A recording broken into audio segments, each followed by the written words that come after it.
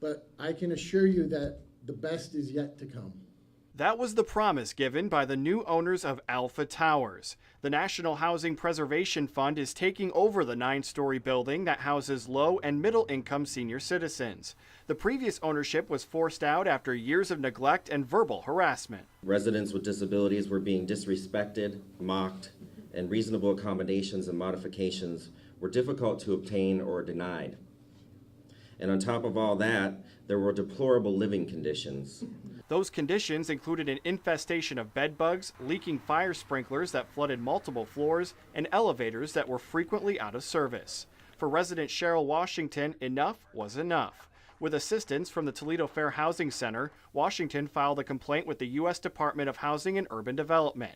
After an investigation, the prior owners were forced to give up the Alpha Towers property. This is part of a healing process for the resident.